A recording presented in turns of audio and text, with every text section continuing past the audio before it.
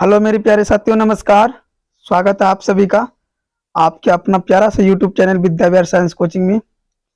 आज की क्लास बाबू फिर से लेके आ गए हैं 12th हिंदी। ठीक है, आज की क्लास में 20 इंपॉर्टेंट एकदम मोस्ट इंपॉर्टेंट वीवीआई क्वेश्चन हम लोग देखने वाले हैं। शॉर्ट प्लस लॉन्ग याद रखिएगा आप सभी लोग। इससे पहले पार्ट 1 हमने बता दिया है, वीडियो के नीचे डिस्क्रिप्शन में लिंक है, वहां से जाकर के देख लीजिएगा। ठीक है, आज की क्लास एकदम ही मजेदार होने वाला है बाबू। वीडियो के अंत तक सभी लोग बने रहिएगा।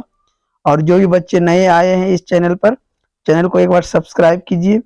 वीडियो यदि पसंद आएगा तो लाइक कीजिए, अपने दोस्तों तक शेयर कीजिए। ठीक है, और वीडियो के अंत तक सभी बच्चे बने रहेंगे। ठीक है, चलिए आज की क्लास एकदम स्टार्ट करते हैं। ठीक है बाबू, देखिए एकदम मोस्ट वीवीआई क्वेश्चन है। देखिए हमने लिख दिया 12th Hindi most important question and answer. देखते हैं फर्स्ट क्वेश्चन क्या है। वीडियो के अंत तक सभी लोग एकदम बने रहेंगे और समझिएगा एकदम अच्छे तरीके से। ठीक है, कमेंट में जरूर बताइएगा कि आप लोगों को ये वीडियो कैसा लगा। फर्स्ट क्वेश्चन है बाबू कि शिक्षा का क्या अर्थ है एवं इसके क्या कार्य है, स्पष्ट करें। सबसे पहले हम बता देते हैं कि शिक्षा जो चैप्टर है वो जे कृष्णमूर्ति के द्वारा लिखा गया है। किसके द्वारा? जे कृष्णमूर्ति जी के द्वारा। ठीक है, कृष्णमूर्ति, ये कृष्णमूर्ति जी के द्वारा लिखा गया है। ठीक है, और यह एक क्या है, निबंध है, याद रखिएगा आप सभी लोग। तो शिक्षा का क्या अर्थ है एवं इसके क्या कार्य है, स्पष्ट करें। बात समझिएगा सभी लोग, वीडियो के अंत तक बने रहिएगा। शिक्षा का अर्थ है बाबू कि जीवन के सत्य से अपने आप को परिचित करना। ये शिक्षा का क्या है, अर्थ हुआ कि जीवन के सत्य से अपने आप को परिचित करना। दूसरा बात, शिक्षा का कार्य है कि वो संपूर्ण जीवन की प्रक्रिया को समझने में हमारी सहायता करे। हमारे जो जीवन है ना, जो बचपन से जो हम जवानी तक, जवान तक रहते, बुढ़ापा तक रहते, उन जीवन को समझने में पूरा जो है समय लगाना है। ठीक है, इसका ये कार्य है। तथा स्वतंत्र वातावरण का निर्माण के लिए प्रेरित करना। शिक्षा का कार्य केवल मात्र कुछ नौकरियां और व्यवसायों के योग्य बनना ही नहीं है। जय कृष्णमूर्ति जी इसमें कहते हैं कि शिक्षा का मतलब सिर्फ ये नहीं होता है कि आप पढ़ लिख करके कोई नौकरी ले लीजिए, बड़े बड़े व्यवसाय करने लगिए, उद्योग करने लगिए, अपना ये खोल लीजिए, वो खोल लीजिए, समझ रहे हो ना। ऐसा बात बिल्कुल नहीं। शिक्षा का अर्थ है कि संपूर्ण जीवन की प्रक्रिया को समझने में खुद की सहायता करे। ठीक है, समझ में आ गया आप सभी को। चलते हैं नेक्स्ट क्वेश्चन में। एक बार शेयर करेंगे आप सभी लोग अपने दोस्तों तक बाबू। क्वेश्चन नंबर 2 है, देखिए ध्यान से। डायरी क्या है, डायरी का लिखा जाना क्यों मुश्किल है? डायरी क्या है, डायरी का लिखा जाना क्यों मुश्किल है? ये चैप्टर है हंसते हुए मेरा अकेलापन, और ये लिखा गया है मलियत जी के द्वारा। मलियत जी के द्वारा, याद रखिएगा। हंसते हुए मेरा अकेलापन ये चैप्टर है बाबू, और इसके जो लेखक है वो मलियत जी है। थोड़ा सा गले में खरोच आ गया है। ठीक है, कहता डायरी किसी साहित्यकार या व्यक्ति द्वारा लिखित उसके महत्वपूर्ण दैनिक अनुभव का क्या है, ब्यौरा है। डायरी क्या है? किसी साहित्यकार या व्यक्ति द्वारा लिखित उसके महत्वपूर्ण दैनिक अनुभव का क्या है, ब्यौरा है, जिसे वह बड़ी सच्चाई के साथ लिखता है। ठीक है, डायरी क्या, यहां तक हम लोग समझ लिए। डायरी क्या है? किसी साहित्यकार व्यक्ति द्वारा लिखित उसके महत्वपूर्ण दैनिक अनुभव का ब्यौरा है, जिसे वह बड़ी सच्चाई के साथ लिखता है। हमारे साथ जो जो भी घटनाएं होते हैं ना, उनको यदि एक एक बात को हम किसी भी पुस्तक में लिख दे तो उसे ही हम लोग क्या बोलेंगे, डायरी कहेंगे। आगे देखिए क्या कहता है इसमें। डायरी का लिखा जाना इसलिए मुश्किल है क्योंकि इसमें सभी बातों की पूरी सच्चाई के साथ लिखना पड़ता है, जो कि हम लोग लिख नहीं पाते। इसमें सभी घटनाओं को सही सही रूप में वर्णित करना होता है। साथ ही साथ डायरी में शब्दों और अर्थों में उदासीनता कम रहती है। समझ में आ गया आप सभी को। चलिए मिलते हैं नेक्स्ट क्वेश्चन में की ओर। देखिए क्वेश्चन नंबर 3 है बाबू। बूढ़ा मशक वाला क्या कहता है और क्यों कहता है? बूढ़ा मशक वाला क्या कहता है और क्यों कहता है, ये हार जीत चैप्टर है, ठीक है, हार जीत, ठीक है। हार जीत की जो लेखक है वो अशोक वाजपेयी जी है, ठीक है। और इस चैप्टर में देखिए क्या कहते हैं कहते हैं कि बूढ़ा मशक वाला क्या कहता है और क्यों कहता है। बूढ़ा मशक वाला कहता है कि एक बार फिर हमारी हार हुई है। बूढ़ा मशक वाला क्या कहता है कि एक बार फिर हमारी हार हुई है। गाजे बाजे के साथ, मतलब गाने बाजे, समझ रहे हो ना, गाजे बाजे के साथ हमारी विजय नहीं बल्कि हार लौट रही है। ऐसा बात कौन कहता है? बूढ़ा मशक वाला कहता है, ठीक है। यहाँ को होगा याद रखिएगा, मशक वाला, ठीक है, याद रखिएगा। ऐसी विजय पर खुश होकर जन मनाने का कोई मतलब ही नहीं है। क्या है?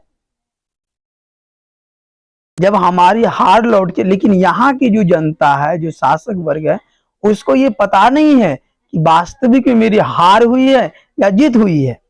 यह इसलिए ऐसा कहता है क्योंकि वह अनुभवी व्यक्ति है। कौन? बूढ़ा मशक वाला। उसे अच्छी तरह पता है, उसे अच्छी तरह पता है कि समाज में घृणा, द्वेष, हत्या, लूटपाट, दंगे आदि मानवता के विनाश के कारण है। ये सारे चीज जो है हमारे समाज में मानवता के विनाश के कारण है। इस पर विजय पाना ही असली जीत है। और पता होना चाहिए आप सभी को, कहते हैं कि युद्ध में कुछ लोग मारे गए हैं, लेकिन शासकों द्वारा इस बात पर पर्दा डाला जा रहा है। जो लोग मारे गए हैं युद्ध में, उसके बारे में यहां बातचीत नहीं किया जा रहा है, ठीक है। बस सब लोग खुशियां मनाने में है। बूढ़ा की बात में सच्चाई है, पर उसकी कोई सुनना नहीं चाहता है। समझ में आया आप सभी को? देखिए क्वेश्चन नंबर 4 क्या है बाबू।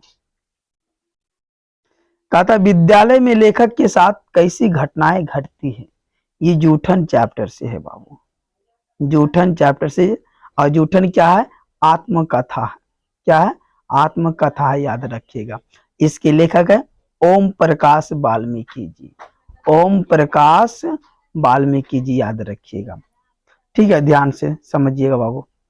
कहते विद्यालय में लेखक के साथ कैसी घटनाएं घटती है। तो विद्यालय में लेखक के साथ बड़ी अप्रिय घटनाएं घटती है। विद्यालय के हेडमास्टर, जिसका नाम है कलीराम, हेडमास्टर का नाम क्या है बाबू? कलीराम। लेखक से, लेखक कौन? ओम प्रकाश वाल्मीकि से कमरे, बरामदे और मैदान में झाड़ू लगवाते हैं। क्या ऐसा करना उचित है? बिल्कुल नहीं।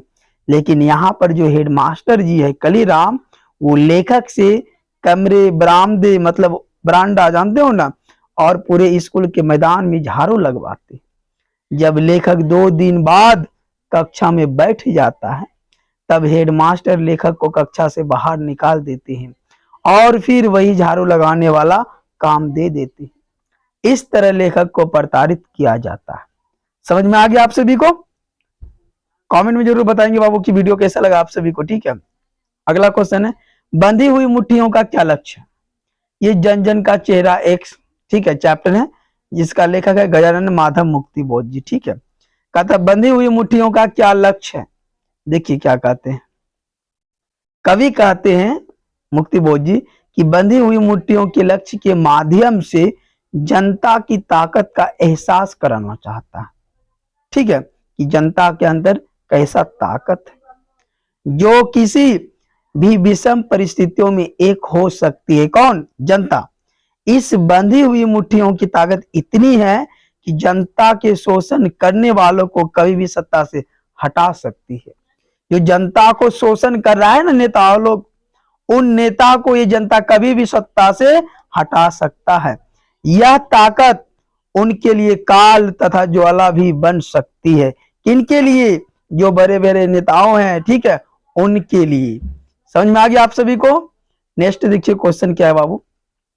मेहनत कश आदमी और दबी सताई बोझ उठाने वाली औरत में कवि द्वारा लोहे की खोज का क्या आशय है। ये चैप्टर है अमरकांत जी के द्वारा लिखा गया है, ठीक है। प्यारे नन्हे बेटे को चैप्टर का नाम है। इसमें लोहा के बारे में क्या आशय, यही चीज बोल रहे हैं क्वेश्चन, ठीक है, देखिए क्या कहते हैं आंसर में। कवि यह बताना चाहते हैं कि हर आदमी जो अपनी जीविका के लिए जो अपनी जीविका के लिए हर विषम परिस्थितियों में, चाहे गर्मी का मौसम हो, सर्दी का मौसम हो, बरसात का मौसम हो, उस समय ये कठिन परिश्रम करते हैं कि नहीं। कितनों भी ठंडी क्यों ना हो, फिर भी ये मेहनत करते हैं, किस लिए, अपनी जीविका के लिए। वो भी लोहा के समान ही है। कौन, वो व्यक्ति जो मेहनत करते हैं, परिश्रम करते हैं। हर वो औरत जो अत्याचार सहकर भी अपने दुखों को झेल रही है, वो भी लोहा के समान ही है। हर वो औरत की बात करो जो ससुराल में या नैहर में अत्याचार कष्ट सहकर भी दुखों को झेल रही है, वो भी लोहा के समान ही है। इंसान का शारीरिक मानसिक दृढ़ता और कर्म लोहे की सदृश है। समझ में आ गया आप सभी को। चलिए क्वेश्चन नंबर आगे की ओर देखते हैं। क्वेश्चन है कि पंच परमेश्वर के खो जाने को लेकर कवि चिंतित क्यों है। पंच परमेश्वर के खो जाने को लेकर कवि चिंतित क्यों है। ये चैप्टर है बाबू गांव का घर, गांव का घर, जिसके लेखक है ज्ञानेंद्र पति जी। ज्ञानेंद्र पति, याद रखिएगा, ठीक है। ज्ञानेंद्र पति, गांव का घर चैप्टर का नाम है और लेखक का नाम है ज्ञानेंद्र पति, याद रखिएगा। कहते हैं कि पंच परमेश्वर, देखिए, पंच परमेश्वर के खो जाने पर कवि निम्नलिखित कारणों से चिंतित है। पहला कारण क्या है बाबू। कहते पहले कोई भी बात विवाद होता था गांव में तो पंचायत के माध्यम से उसका निपटारा होता था। पंचायत के माध्यम से उसका निपटारा होता था। लेकिन आज सभी न्यायालय के दरवाजे खटखटाते हैं। सच बात यह है। पहले की जमाने की यदि बात करें बाबू, यदि हमारे गांव में मारपीट या किसी से झगड़ा लड़ाई हो गया तो उस समय गांव में पंचायत बुला करके सरपंच के द्वारा, मुखिया के द्वारा, पंच के द्वारा जो भी फैसला ले लिया जाता था उसको मान लिया जाता था। लेकिन आज के युग में ऐसा हो गया कि सब न्यायालय के दरवाजे खटखटाते हैं। नंबर 2 में कहते हैं न्यायालय की प्रक्रिया बहुत ही जटिल होती है। समझ रहे हो ना। नंबर 3 में कहते हैं न्यायालय की प्रक्रिया में पीड़ित का समय, धन और श्रम भी बर्बाद होते हैं। जो गरीब लोग हैं ना, उसका समय, धन, पैसा सब कुछ क्या हो जाता है, बर्बाद हो जाता है। केस लड़ते लड़ते वो क्या फकीर बन जाता है। समझ रहे हो ना। क्वेश्चन नंबर 8 है, भगत सिंह ने कैसी मृत्यु को सुंदर कहा है। वे आत्महत्या को कायरता कहते हैं। कौन, भगत सिंह। इस संबंध में उनके विचारों को स्पष्ट करें। एक लेख और एक पत्र चैप्टर से है बाबू, जिसके लेखक है भगत सिंह जी। भगत सिंह ने कहा कि आजादी के लिए संघर्ष करते हुए, देश की आजादी के लिए संघर्ष करते हुए मृत्यु दंड के रूप में मिलने वाली मृत्यु से सुंदर कोई मृत्यु नहीं हो सकती। ऐसा ही क्यों कहते भगत सिंह। क्योंकि यह मृत्यु आगे आने वाली पीढ़ी में आजादी के संघर्ष के लिए जुनून पैदा करेगी। जो आगे अगला जो आने वाला जो पीढ़ी है ना, उसके अंदर ये जुनून पैदा कर देगा। ठीक है। वे व्यक्तिगत कष्ट और दुखों के चलते आत्महत्या को कायरता मानते हैं।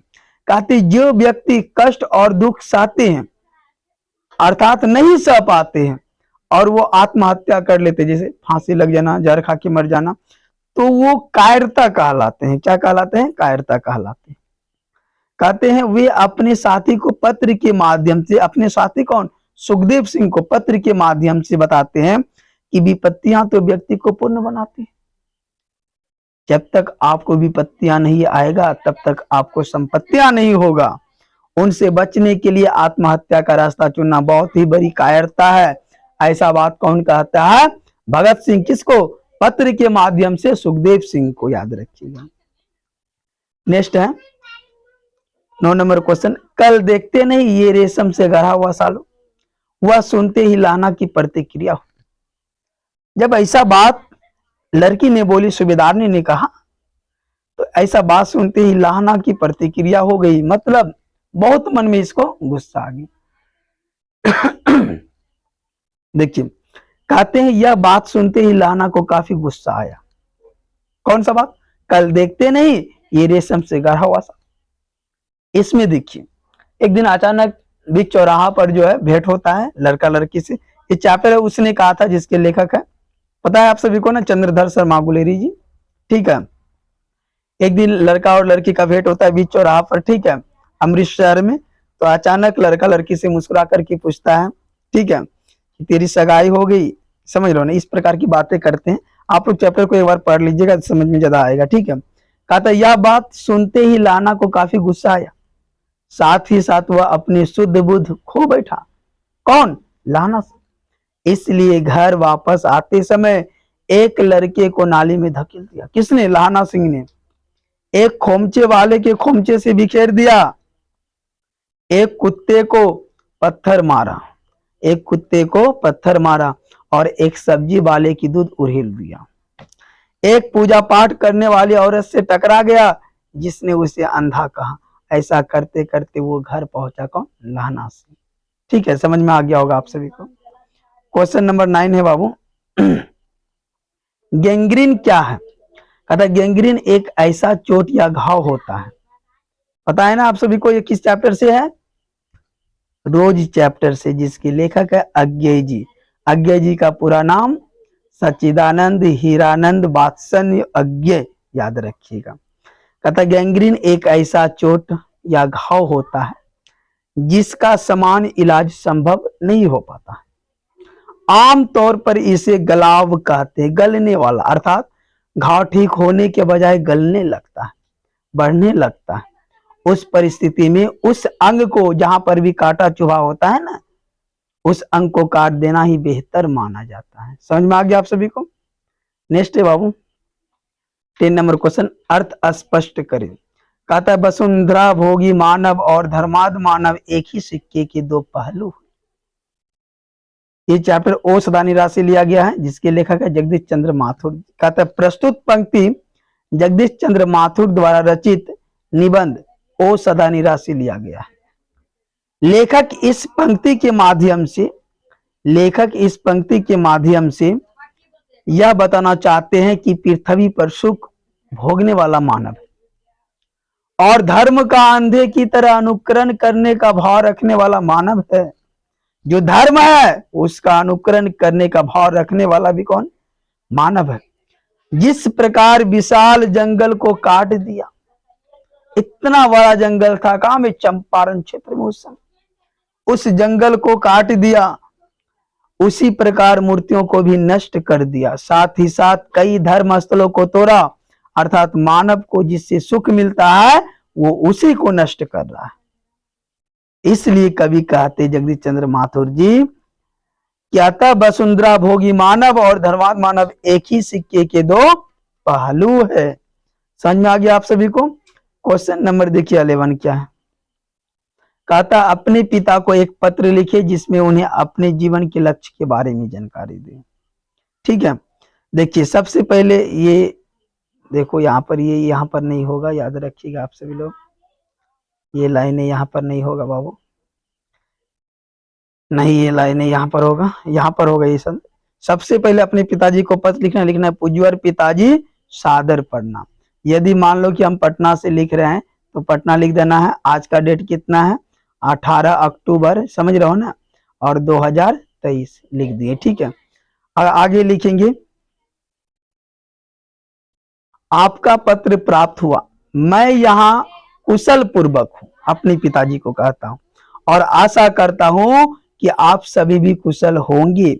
आपने मेरे जीवन के लक्ष्य के बारे में जानने की इच्छा व्यक्त की है। किसने? पिताजी ने। प्रत्येक अभिभावक का यही इच्छा होता है कि मेरे पुत्र शिक्षित, योग्य एवं सफल व्यक्ति बने। हर पिता चाहते हैं कि हमारे जो बच्चे हो वो शिक्षित हो, योग्य हो एवं सफल व्यक्ति बने।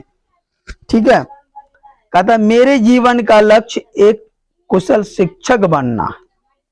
मैं एक अच्छा शिक्षक बनकर समाज का सेवा करना चाहता हूं। मैं अपने लिए लिखा, बाकी आप लोग अपनी तरह से लिखोगे। ठीक है, मैं गरीब और असहाय छात्रों की सेवा करना चाहता हूं। यही लक्ष्य लेकर मैं आगे बढ़ रहा हूं और आशा करता हूं कि आपका आशीर्वाद और मेरा परिश्रम इस उपलब्धि को प्राप्त करने में मुझे सफल बनाएगा। आगे लिखना है, पूज्य माँ एवं अन्य बड़ों को चरण स्पर्श तथा छोटे को प्यार भरा आशीर्वाद। अब यहाँ पर आपका आज्ञाकारी पुत्र जो आपका नाम है वहां पर लिख दीजिएगा, ठीक है। जैसे मैं अपना बताऊंगा तो रोहित सर हो जाएगा, ठीक है, रोहित सर याद रखिएगा। आप लोगों को ये वीडियो कैसा लगा बाबू एक बार कमेंट में जरूर बताइएगा। यदि इसका पीडीएफ लेना चाहते हैं आप लोग इस नंबर पे कांटेक्ट करेंगे 9798519639, ठीक है। मिलते हैं नेक्स्ट क्लास में, तब तक के लिए धन्यवाद।